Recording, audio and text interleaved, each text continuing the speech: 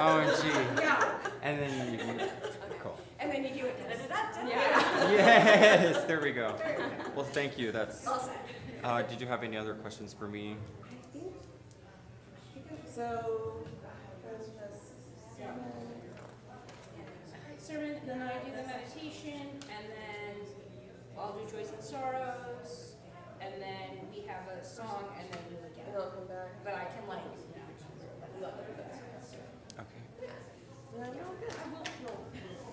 Awesome. Of course. somebody redoing the wrong, we're like, Love it.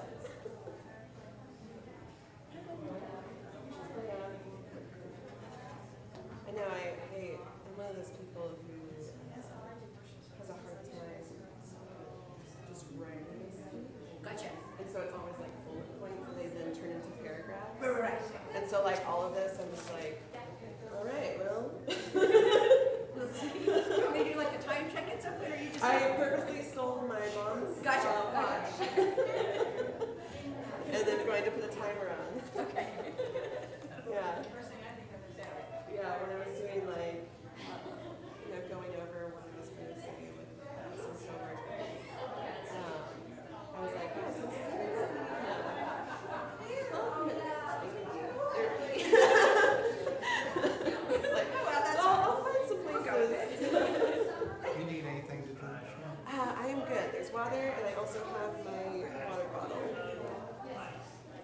that I was keep with me in the bag.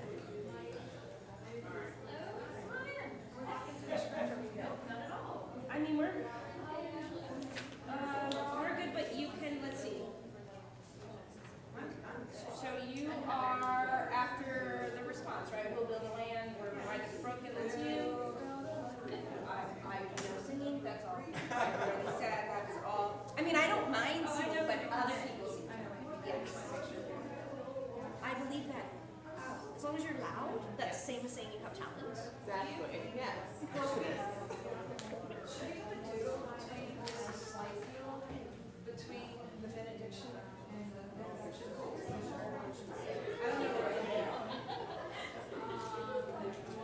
After the second time Shan comes on. I'll be here. Should we have just like a little tour? Sure. Just because it just feels like you benediction and then I come up and go like, hey!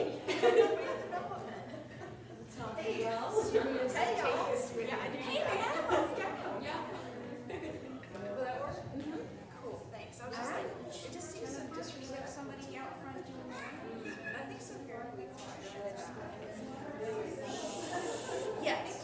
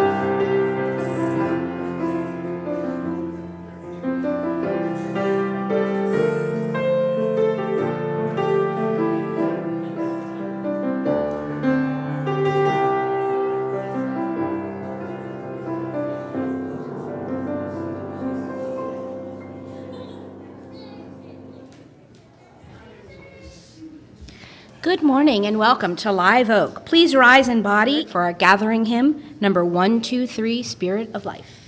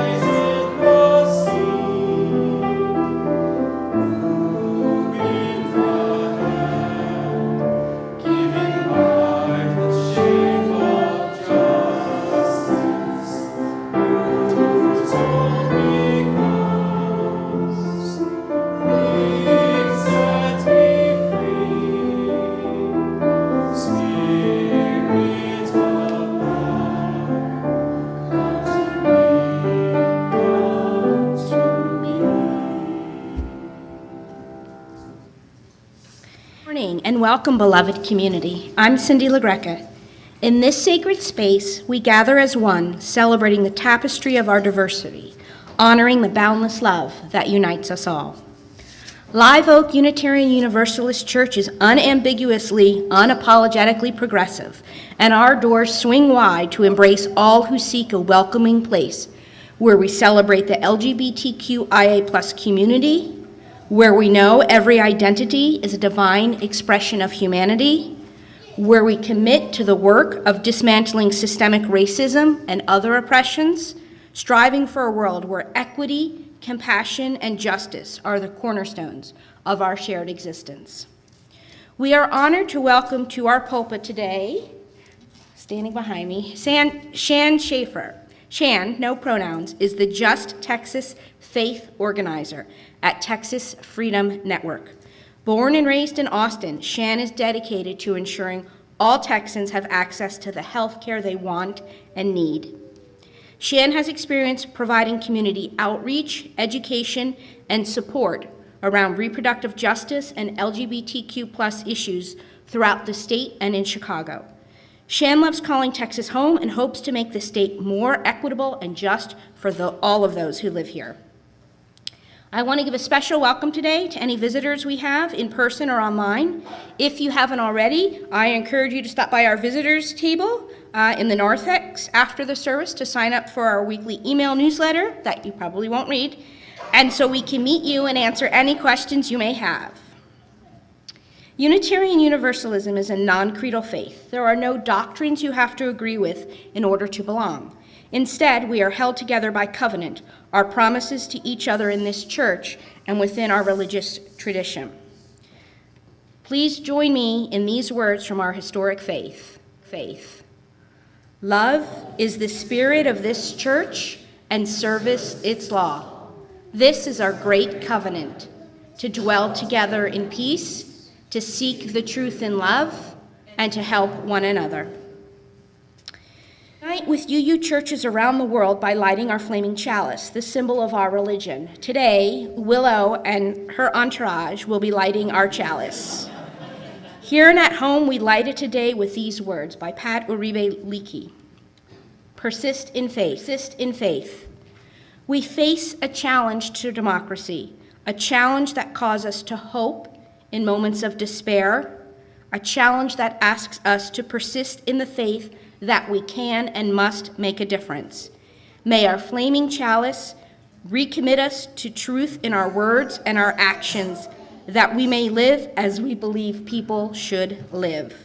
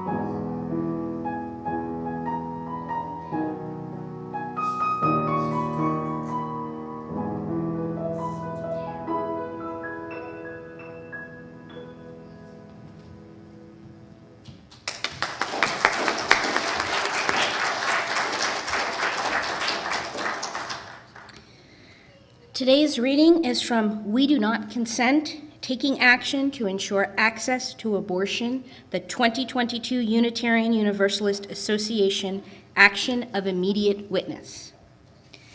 As people who have had abortions, as co-conspirators and allies for reproductive justice, and as thoughtful advocates for family well-being, Unitarian Universalists have a moral responsibility to demand and ensure that abortion protections are codified into law. The Supreme Court's overturning of Roe v. Wade requires us to revitalize the commitment we made to reproductive justice in our 2015 Statement of Conscience. Our UU faith affirms that all of our bodies are sacred and that we are each endowed with the twin gifts of agency and conscience. Each of us should have the power to decide what does and doesn't happen to our bodies at every moment of our lives, because consent and self-determination are holy. In the words of Sister Song, the Women of Color Reproductive Justice Collective, we unequivocally support every person's right to maintain personal body autonomy, to have children, to not have children, to parent children in safe and sustainable communities. Disparities in resources or freedoms make it more difficult for certain groups of people to exercise autonomy over their own bodies. Although we have had the legal right to abortion, BIPOC people, Black, Indigenous people of color, dear God, people of limited financial resources, those with disabilities, and those in the LGBTQIA+ community are most harmed by legal and systemic barriers to comprehensive reproductive health care. Our faith compels us to take liberatory action in response to oppression. This ends our reading.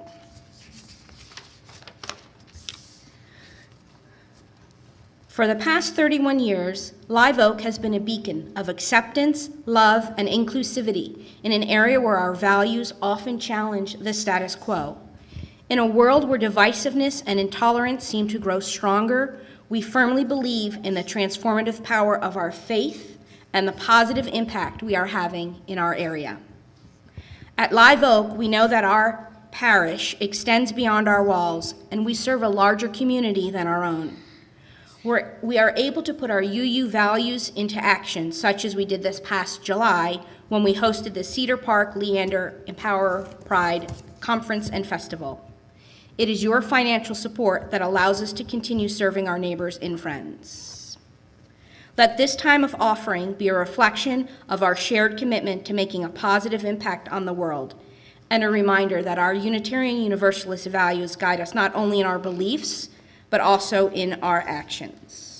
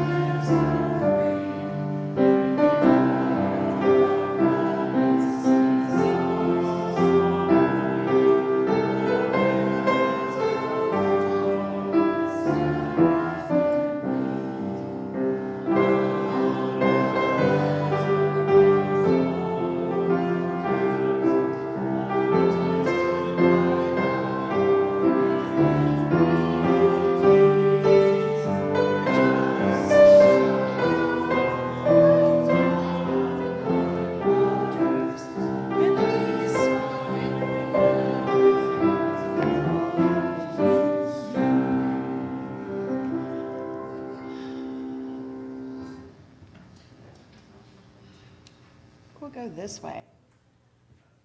Welcome to the Wondering Time. Today I want to share a story with you about our bodies. It was written by the Reverend Sarah Lewis, who is the DRE in Olympia, Washington. So, once there was a person named Morgan. And they were 7 years old, and they were a happy, happy kid. They had several good friends, a great home, a family, a dog named Skippy, and a cat named Piper. And they also had some wonderful grandparents that they loved hanging out with. And they got to see them frequently.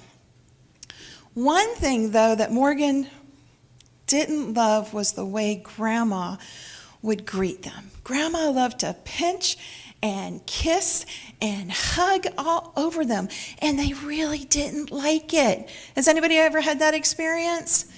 Yeah, sometimes that's just not your thing. So then one day Morgan was in a class at church called Our Whole Lives, and they learned a new idea, that everybody has a body, and everybody owns their own body. And the class talked about ways to take care of their body, and that they should tell people when and what kinds of ways they were okay with being greeted or touched or shown affection. So Morgan went home and was really thinking about it and was like, I don't know. I got a lot of questions about this. Waited for Dad to come home and said, hey, Dad, I have a question. Dad said, yeah, what's up? And Morgan said, today in class, we learned that we own our own bodies and that we should be comfortable with how people treat our bodies. And Dad said, yeah, that's true. And Morgan said, well, I have a question. Yeah. I don't like the way Grandma greets me. I don't like being pinched and hugged and kissed on. I'm uncomfortable and I don't like it. Do you think it'd be okay if I talked to Grandma about that? And Dad said, well, yeah, of course it is. Yeah. Well, Dad, do you think she'll be mad at me? Do you think I'd hurt her feelings? And Dad thought for a moment and said, well, she might. She might get upset. She might have her feelings hurt. But it's more important about how you create consent and boundaries for your own body. I think if you just talk to Grandma and tell her, that she'll be okay with it. Do you want some help talking to Grandma? And Morgan thought about it and said, no, I'm good. So the next time Morgan saw Grandma, said, Grandma, I need to talk to you. And sat down with Grandma and said, hey, Grandma, I really don't like this. And Grandma said, oh my gosh, I am so sorry. I had no idea. That's the way I show love. That's what I like. I like kisses and hugs and my pinched. But oh my goodness, no, I don't want to do something that you don't like. How about we sit down together and figure out what you do like? And Morgan thought and said, wow, I never thought about that. I get to think about this. So they sat down together and they came up with the most elaborate handshake. And every time they see each other, Grandma says, do you want to do our handshake? And Morgan says, yes, and they do their handshake. So this morning, Lucian is going to help me demonstrate this. Come on up, Lucian. Lucian, how do you like to be greeted? I like just to say hi. You just like to say hi? May I say hi to you? Hi. I like fist bumps with an explosion. Can we do that together? Ready? Fist bump. Now, I want all of you to turn to someone, and I want you to ask them, how do you like to be greeted? And then I'd like you to greet each other that way. Are you ready? Turn and greet. Thank you, Lucian.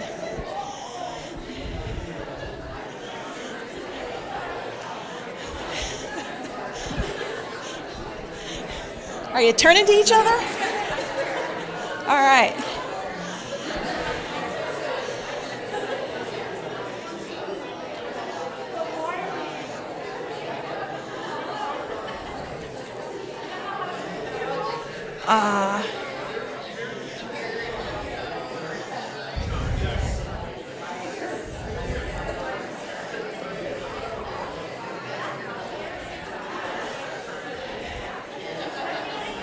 And we're going to start bringing it back into this space.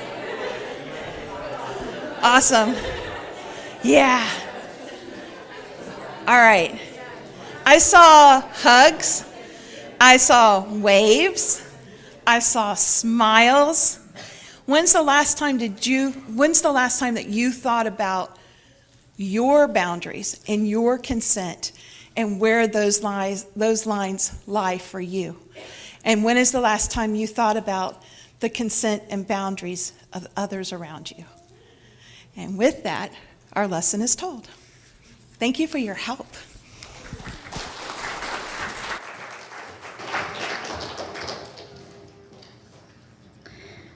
Please rise as you are willing and able for hymn number 298, Wake Now My Senses.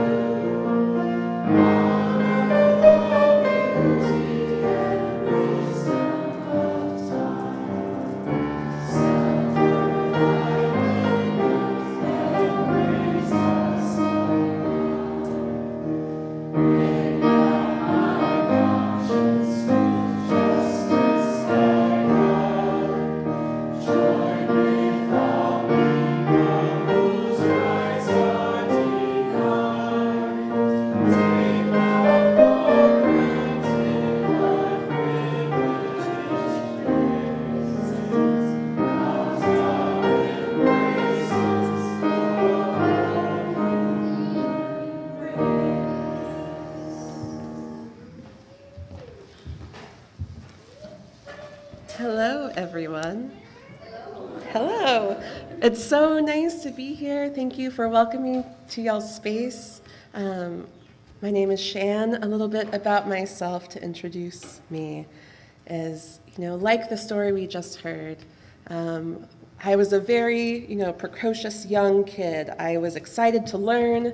I distinctly remember in first grade, we had a video that we watched to learn about bodies. And once there were some cartoon videos, some cartoon drawings of bodies, all of the kids in the class started to laugh.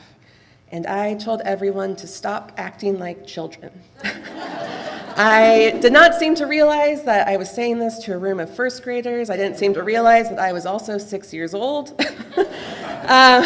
But early on, I was excited and ready to learn. I was excited to learn about my body, about what was healthy, about what I wanted, about how I viewed myself. But as I got older, I was in a very conservative Christian environment, where all of a sudden what I was being taught was what I couldn't do, what I shouldn't do, what I can and couldn't do with my body, what I could and couldn't think about myself, and how I viewed my relationship to my body, my identity, how I viewed my relationship to others. And when I was 13, we had a week-long sex education that was led by the youth pastor. And I remember each day that week just feeling the sense of shame and sadness, and knowing that all of that joy and interest about learning about myself and about others was just gone. And also when I was 13, I went to a retreat. And if some of y'all, in certain spaces, you hear about cry night, the last night of a religious retreat where every kid just sobs. You just can't stop crying.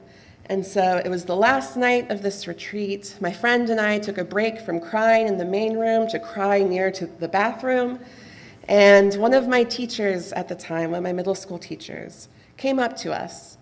And out of nowhere, I don't remember what started this, but she told us, you'll probably have sex before marriage, and that's okay. God will still love you. Jesus will still love you. And I don't remember how the conversation ended, but we probably continued crying, and I never really thought of why she did that. It didn't really make sense. I thought, why was this teacher telling me this? But 4 years later, one of my former classmates' friends had called me. She had moved to a rural part of Texas, and she was scared. She was afraid that God didn't love her anymore because of what she had done. And I was able to think back about that teacher and tell her with confidence that God still loves you, Jesus still loves you, your choices are okay, you are okay. And that kind of started this long path and journey of how I viewed myself, what I thought was okay for myself, what I thought others should be allowed to do and make choices for themselves. And as I grew older and started to renegotiate who I was, what I believed in, how I wanted to live my life and the choices that I wanted to make and the values I held on to, I thought more about that brief moment with that teacher in that hallway near the bathroom than that week-long sex education from the youth pastor. And when I think about the impact that that teacher made on me, of how I was able to accept myself and others, I was able to know that faith played a part in that too. Now, I'm here today to talk about reproductive justice and reproductive freedom, and it's not news to anyone in Texas that we are in a bad spot right now. Since, faith was not always this rallying cry for the anti-abortion folks. It really didn't become a part of their movement until Roe v. Wade in 1973. But it's made such an impact and has caused such harm for all of us here, especially in Texas. If I think about, the realities of what we're living in Texas right now, we can think about abortion bans, the restrictions that, have started for so long, but especially with SB 8 that had happened in 2021, where it was encouraging people to act as, surveillance, to watch what people were doing and what, deciding what they could and could not do, and now a complete ban after Dobbs' decision of last year. I think of how recently towns across Texas are being asked to take on city ordinances that would restrict and ban people from using and traveling through their towns in order to access abortion where it is legal outside of Texas. I think of a recent Title X clinic ruling where we are the only state in our country in which young people who are unable to access birth control without parental consent because there was a dad who decided that hypothetically his daughters shouldn't be able to access birth control without his knowledge. And the judge said, yeah, you're right.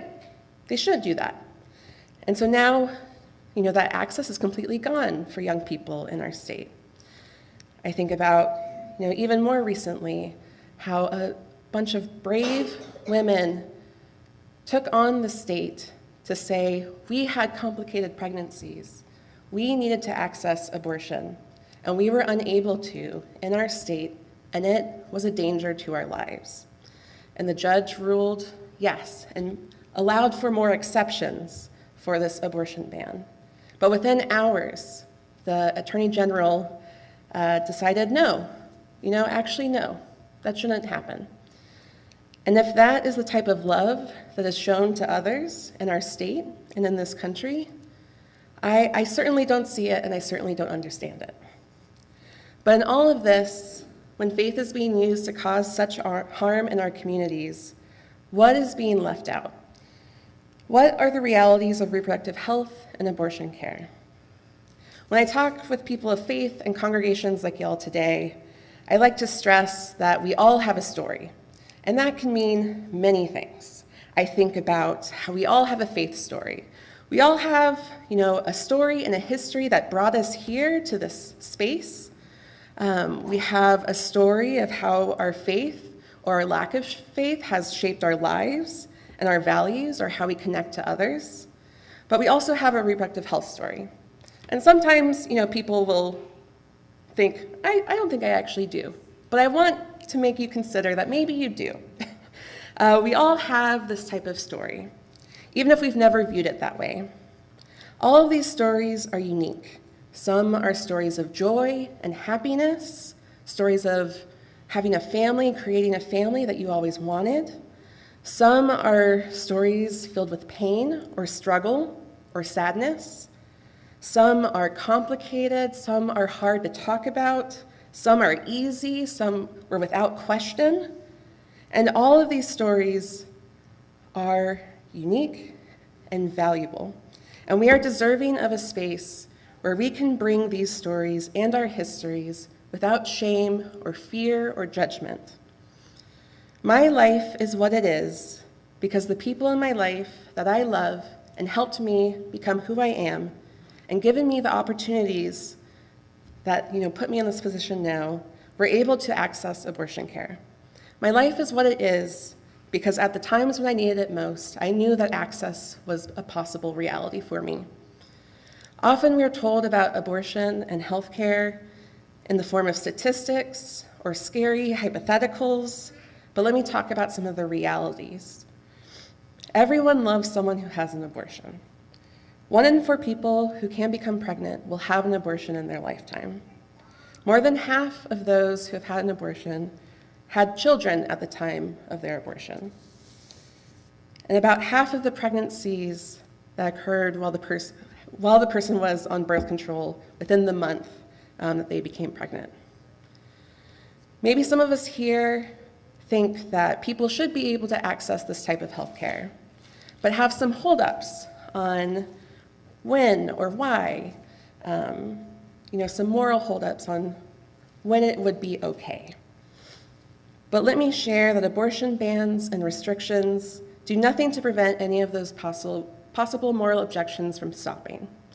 They only make accessing this care more difficult, more costly, takes more time to travel longer distances to find a clinic that is able to support them and give them the care that they need. It's more disrupting, and it often becomes more traumatic, even at times when it doesn't have to be. This is more of a complicated and varied issue than some of us have been told.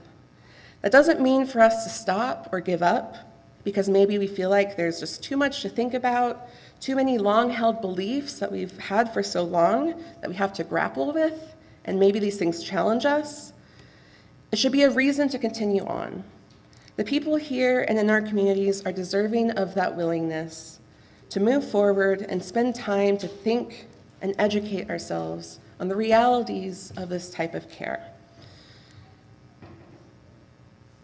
And while we acknowledge that these stories can all be so much more varied and complicated than what we have so often been told, what can be left out of this narrative that has been led by so many anti-abortion activists is how access to bodily autonomy and healthcare like abortion allows us the ability to live joyful, abundant lives. On good days, when I'm so happy with my life, I love my life, I'm so proud of all the things I have done, I know that I am happy with my life, that I love my life because of this access, because of the people in my life who are able to access abortion, and because it was something that I could consider for myself as well.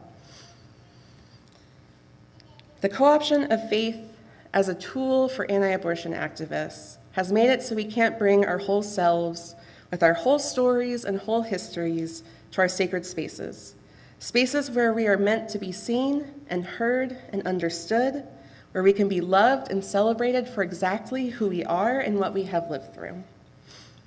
But where does that leave us moving forward? What exactly is it that we can do?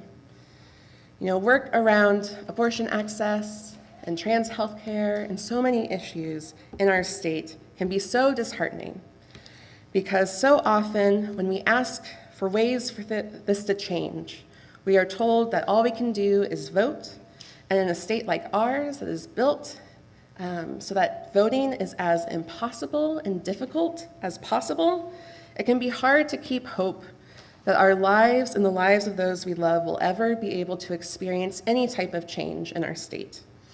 But while we continue to fight for our rights and the rights of those we love at the ballot box, that is not the only thing we can do. This is where cultural change comes into play.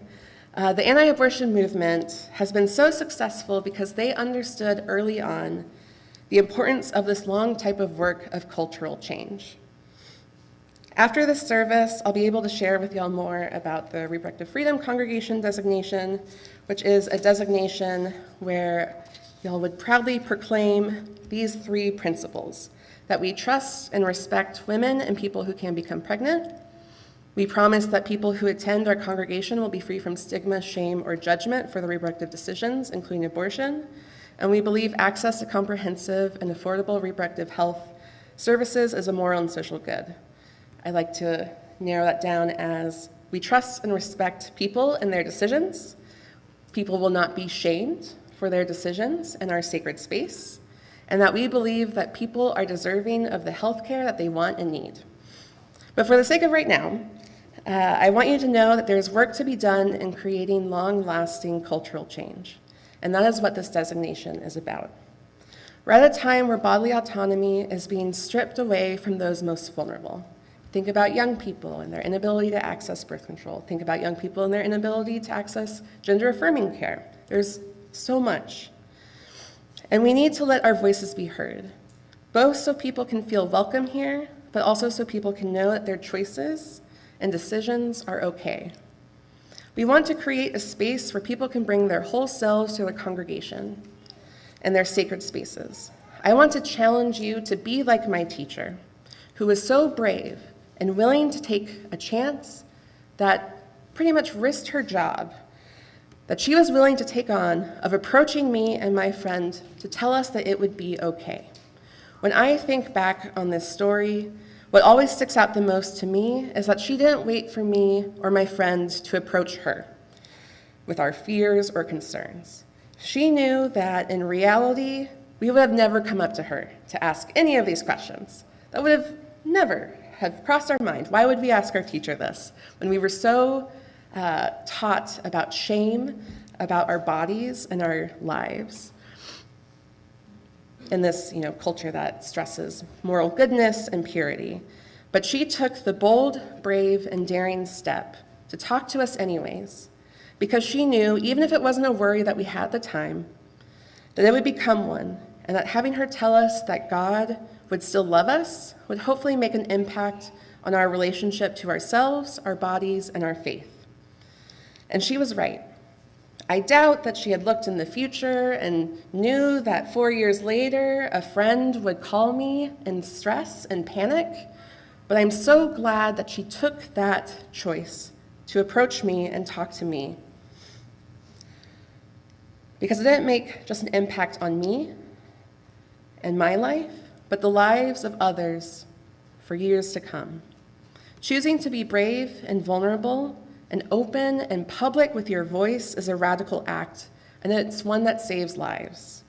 It may seem small at times, but I know I would not be here today or feel safe or comfortable in who I am in my life without that teacher risking her job to tell me that my life and my choices were okay. And rather than be shunned, I would continue to be loved, not in spite of, but because of those choices and the way I live my life and who I am.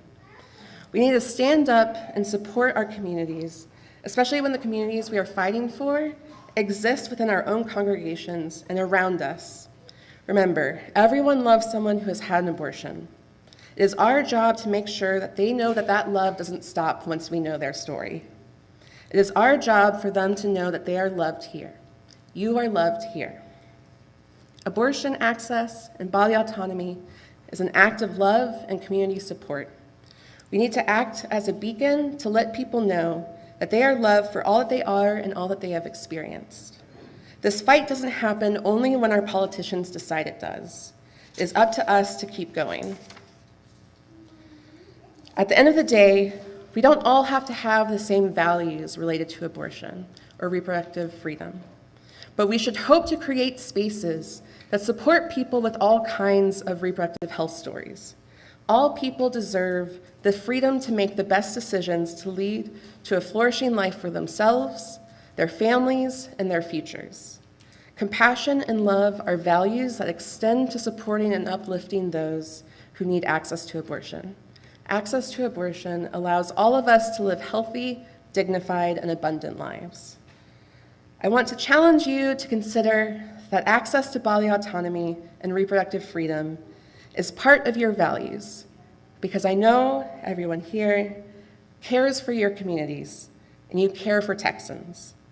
We know that what gets said by anti-abortion activists or politicians who so often claim their faith as their rallying cry is not actually representative of people of faith. It's not representative of Texans, and as I can see here, I know it is not representative of the people of faith in Texas. And we need to let them know that. It is worth fighting for a Texas that is actually just and equitable for all of us who live here. It is so crucial that we make sure to let people know that faith and reproductive health, including abortion, are not in conflict, but can exist within a space of care, love, and respect for one another.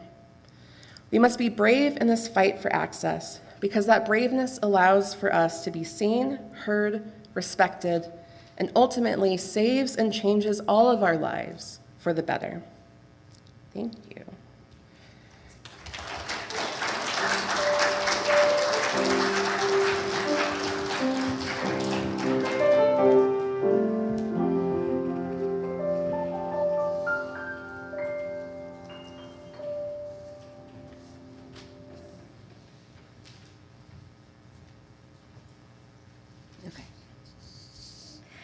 I invite you to join me in a time of reflection in word and in silence with a meditation by Reverend Julia Hamilton.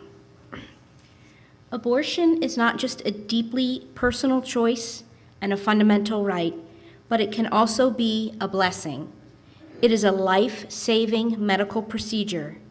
It is a choice that can help heal from violence. It is a doorway to a different life. It is a blessing to so many people who, for whatever reason, are not in a position to have a child. So I say thank you and bless you to all those doctors and nurses and clinicians who've provided abortion care, often at great personal risk.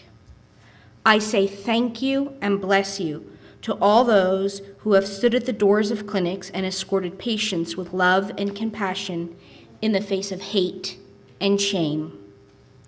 I say thank you and bless you to all the friends, partners, and family members who've supported loved ones through the process.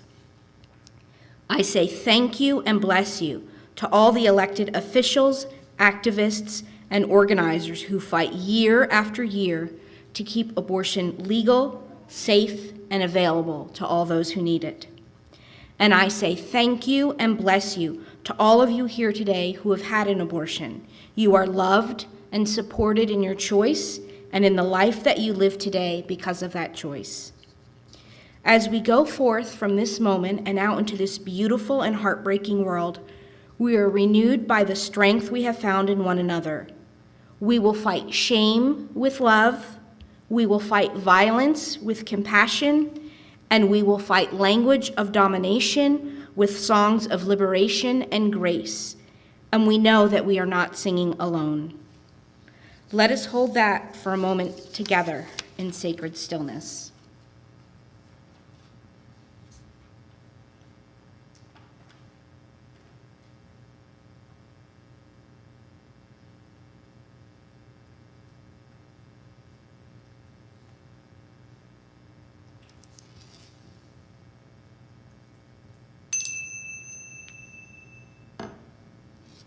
When I breathe in, I breathe in peace.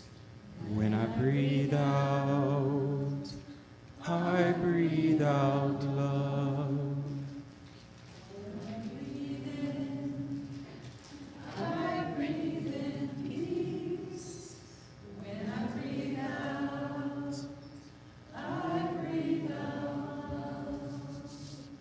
I like that. We did an extra one. We're getting in the spirit. All right. This community is a chosen village where our lives are interconnected. Part of the tapestry of this communal journey is sharing significant milestones, joys, and sorrows in our lives, and witnessing the diversity we hold. One of us may be celebrating a life event, while another is mourning a grief. And there is a beauty in that mosaic as we are reminded that the moments of life are transient and ever-changing. Today, Tina Cordes announces that Mary Scheffler is in the hospital with double pneumonia. Please keep her in your thoughts. We will.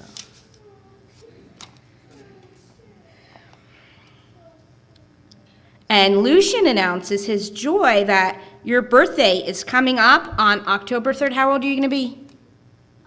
11. All right. May this community draw closer with our shared experiences as we celebrate life's triumphs and navigate its trials together. And I step away from the microphone.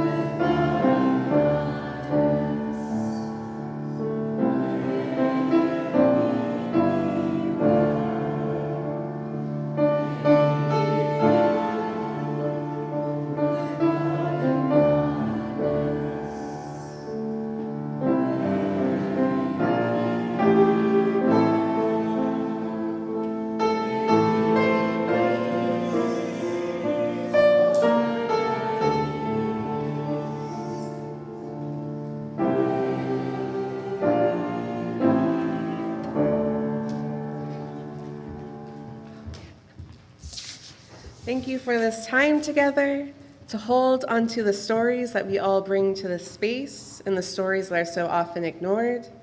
May we now go forth with a renewed charge to uplift the lives of those we love, to continue to work to regain the access that we have lost, and to protect the cause of bodily autonomy and reproductive agency.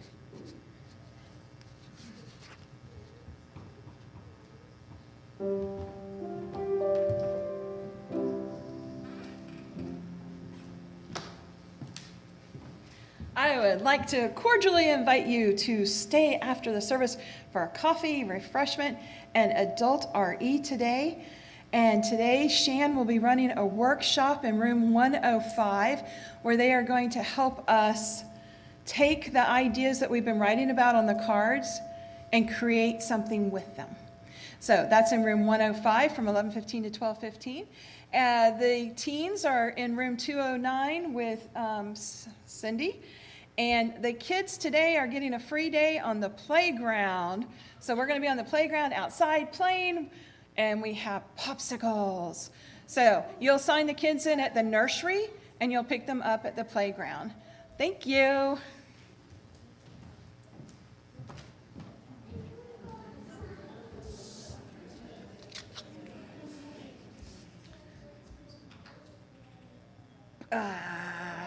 Willow's not here.